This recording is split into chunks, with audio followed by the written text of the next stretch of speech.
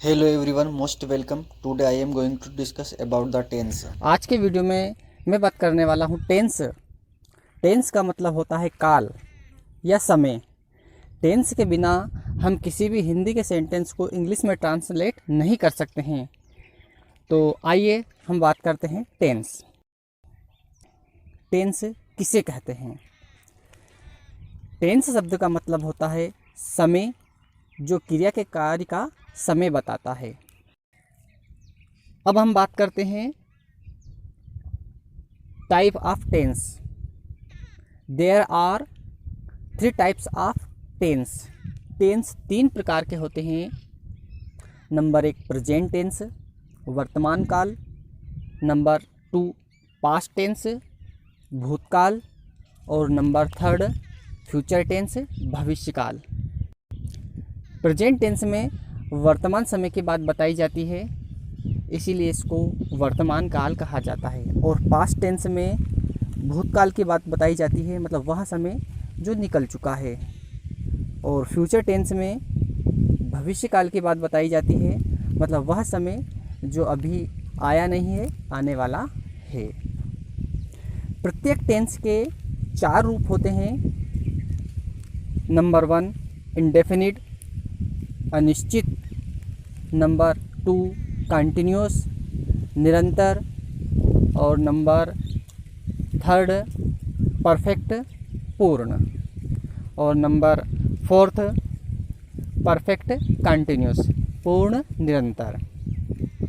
अब जो 3 टेंस है प्रेजेंट, पास्ट और फ्यूचर, और जो इनके 4 रूप है इंडेफिनिट, कंटिन्यूस, परफेक्ट और परफेक्ट कंटिन्यूस, इनको आपस में मिलाने पर पूरे 12 टेंस का निर्माण होता है। तो आइए हम देखते हैं किस तरीके से टेंस और इनके रूपों को आपस में जोड़ने पर 12 टेंस कैसे बनते हैं। जो प्रत्येक टेंस के जो 4 रूप हैं, इंडेफिनिट, कंटिन्यूस, परफेक्ट और परफेक्ट कंटिन्यूस, इन सब के सामने अगर मान लो हम प्रेजेंट लिख दें तो 4 टेंस हमारे तैयार होते हैं। Present indefinite tense, present continuous tense, present perfect tense और प्रेजेंट परफेक्ट कंटिन्यूस टेंस। इसी तरह से हम इनके आगे एक बार फिर हम पास्ट लिखेंगे चारों के आगे, तो हमारे 4 टेंस तैयार होते हैं। फिर वापस past indefinite tense, past continuous tense, past perfect tense और पास्ट परफेक्ट कंटिन्यूस टेंस। इसी तरह से हम फ्यूचर को एक बार फिर इन चारों के सामने लिखेंगे, तो हमारे फिर 4 टेंस तैयार हो जाएंगे। Future indefinite tense, future continuous tense, future perfect tense और फ्यूचर परफेक्ट कंटिन्यूस टेंस। इस तरीके से हमारे पूरे 12 टेंस बनते हैं। अब हम देखते हैं कि किसी भी हिंदी के सेंटेंस को अंग्रेजी में कैसे बनाते हैं। तो इसके लिए हमें क्या करना है, एक एक टेंस को पढ़ना पड़ेगा। पहले हम प्रेजेंट इंडेफिनिट टेंस पढ़ेंगे, फिर प्रेजेंट कंटिन्यूस टेंस पढ़ेंगे, फिर प्रेजेंट परफेक्ट टेंस पढ़ेंगे, प्रेजेंट परफेक्ट कंटिन्यूस टेंस पढ़ेंगे। इसके बाद हम क्रम wise past indefinite, past continuous, past perfect और पास्ट परफेक्ट कंटिन्यूस टेंस पढ़ेंगे। फिर future indefinite, future continuous, future perfect और फ्यूचर परफेक्ट कंटिन्यूस टेंस पढ़ेंगे।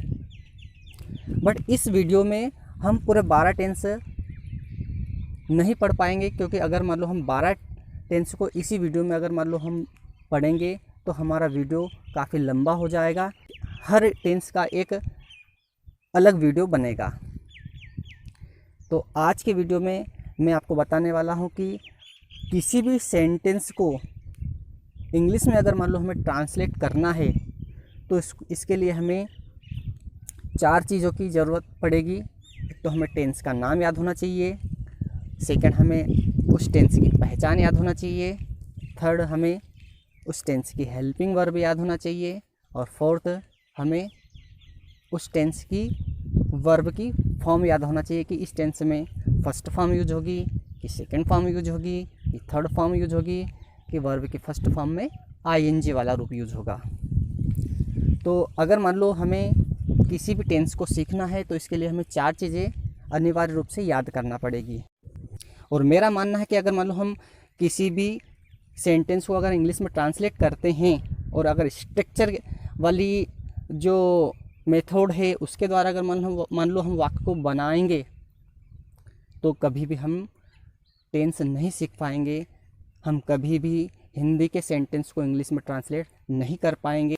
मैं आपको एक ऐसी मेथड बताने वाला हूँ जिसके द्वारा आपको ना तो कोई स्ट्रक्चर याद करना पड़ेगा, और मैं टेंस को इतना शॉर्ट, इतना इजी बनाने वाला हूँ कि आप टेंस को कभी भूल नहीं पाएंगे।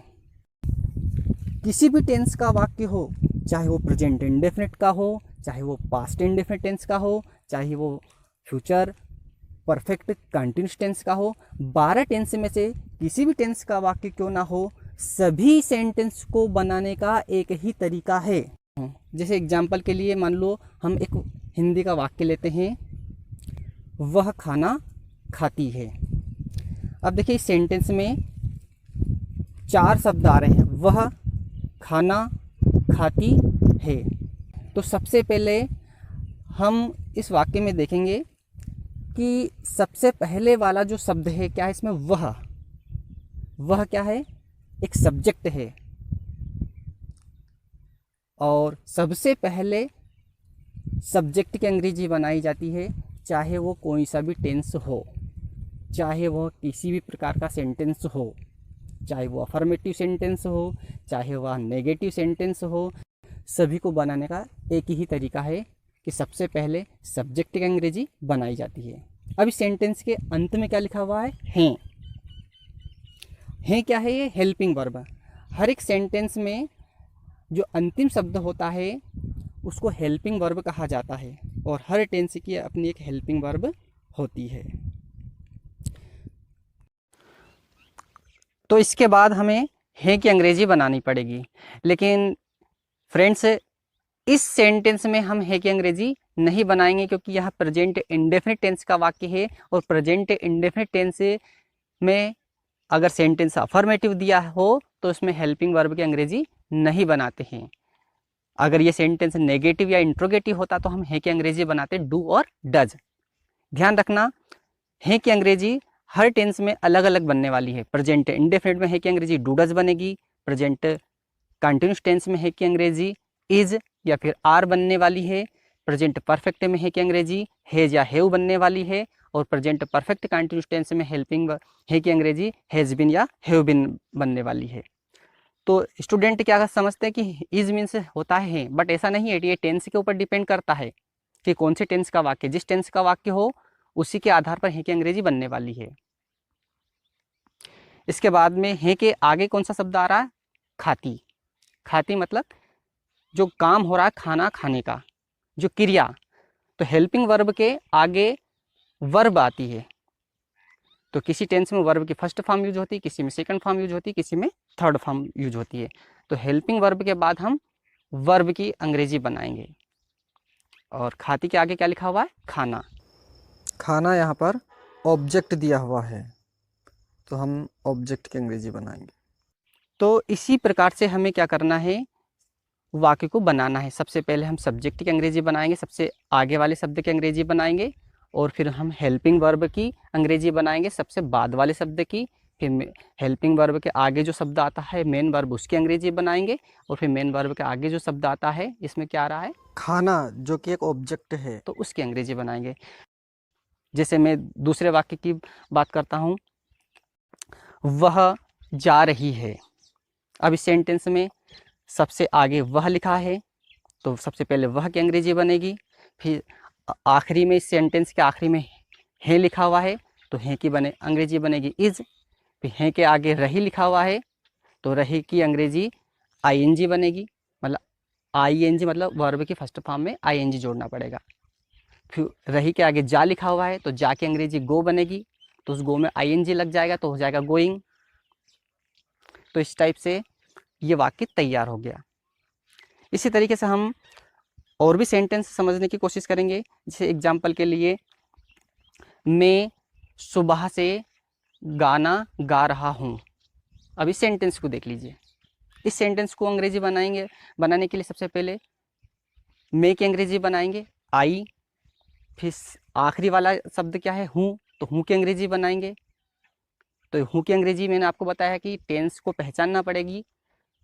जिस टेंस का वाक्य होगा उस टेंस की अंग्रेजी बनाने के लिए उस टेंस की हेल्पिंग वर्ब लगाना पड़ेगी। तो इसमें हूँ की अंग्रेजी हैव बीन बनेगी, क्योंकि ये प्रेजेंट परफेक्ट कंटिन्यूअस टेंस का वाक्य है। फिर हूँ के आगे क्या आ रहा है, रहा। तो रहा की अंग्रेजी मैंने बताया है आईएनजी बनेगी। रहा, रही, रहे की अंग्रेजी आईएनजी बनती है। ध्यान रहे यदि यहाँ पर चुका, चुकी, चुके दिया होता तो फिर हम वर्ब की थर्ड फॉर्म का प्रयोग करते हैं। तो आपको दो चीज़ याद रखनी है कि यदि वाक्य के अंत में रहा, रही आए तो वर्ब के फर्स्ट फॉर्म में आईएनजी लगाएंगे, और यदि चुका, चुकी, चुके दिया हो तो वर्ब की थर्ड फॉर्म लगाएंगे। इसमें ये रहा दिया हुआ है, इसलिए रहा से हमें ये पता चल रहा है कि इसमें वर्ब जो गा, मतलब सिंग मीन्स गाना, तो सिंग में हमें आईएनजी लगाना है। तो यहाँ पर सिंग से बन जाएगा सिंगिंग। इसके बाद गाना की अंग्रेजी बनाएंगे हम सॉन्ग। यहाँ पर गाना एक है, इसलिए हम अ सॉन्ग लिखेंगे। यदि यहाँ गाना के स्थान पर गाने लिखा होता तो हम सॉन्ग्स लिखते हैं। इसके बाद से की अंग्रेजी बनाएंगे हम सीन से या फार। तो सीन से मीन्स भी से, और फार मीन्स भी यहाँ पर से का अर्थ निकल रहा है। तो से की अंग्रेजी बनाने से पहले हमें समय को देखना पड़ेगा। तो यहाँ पर सुबह का समय दिया है, सुबह, दोपहर और शाम के लिए से की अंग्रेजी सीन्स बनती है। तो यहाँ पर से की अंग्रेजी सीन्स बनाएंगे, और इसके बाद हम सुबह की अंग्रेजी बनाएंगे मॉर्निंग। तो इस तरह से यह सेंटेंस बन जाएगा, I have been singing a song since morning. हमें इस स्ट्रक्चर को याद करने की ज़रूरत नहीं है, वाक्य ऑटोमेटिक बनता चला जाएगा।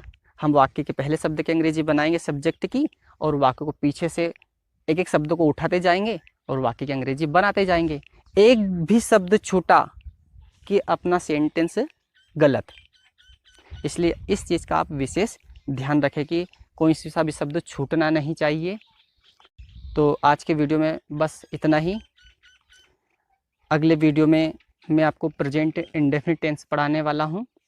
तो प्रेजेंट इंडेफिनिट टेंस का आप इंतज़ार कीजिए, ये वीडियो मैं जल्दी ही आपको प्रोवाइड करवा दूँगा। यदि अभी तक आपने मेरे चैनल को सब्सक्राइब नहीं किया है तो कृपया मेरे चैनल को सब्सक्राइब कीजिए, लाइक कीजिए, और किसी प्रकार का कोई कमेंट्स करना है तो कमेंट्स बॉक्स में जाकर कमेंट्स कीजिए और अपने दोस्तों को शेयर कीजिए।